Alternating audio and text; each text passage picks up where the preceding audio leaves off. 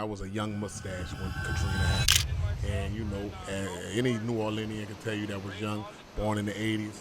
I'm mid-80s. We wasn't really taking hurricanes seriously growing up. You know, it was part of the culture, just like a second line, you know what I'm saying? Like red beans, like gumbo. It's part of the New Orleans culture. They come every year. It's hit and miss. One time you might hit, and a lot of times you hope they miss, you know?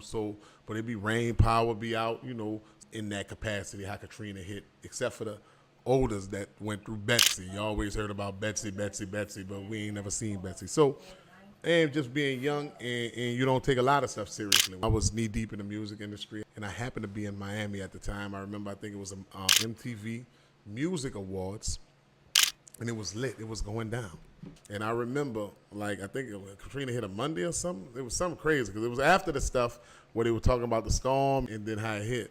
I was remember being in the hotel. I think it was a Marriott. Me and my partner, Ma Pope, and we was looking at it. And it was supposed to hit Miami. And then I remember in the hotel room, I think it was that morning or late that night, it was like, man, they hit a turn that's going for New Orleans. So like, what? So we like, well, we're not gonna go back to New Orleans. We gonna see what happened.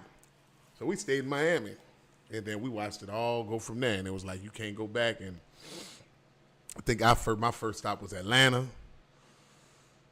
And just, it was on from there. You know what I'm saying? We started meeting. I was watching these documentaries. I don't know nobody that was in a Superdome. You know what I'm saying?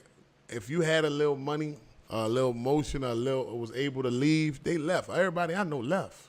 All my family left. Everybody, my peers in the streets left. Everybody got out of there. But the ones you see on these documentaries, the ones that probably medically or financially could not leave. And it was a lot. That's how New Orleans was. And I miss the old New Orleans, because Katrina changed everything. Katrina changed the landscape. Katrina changed, you know what I'm saying?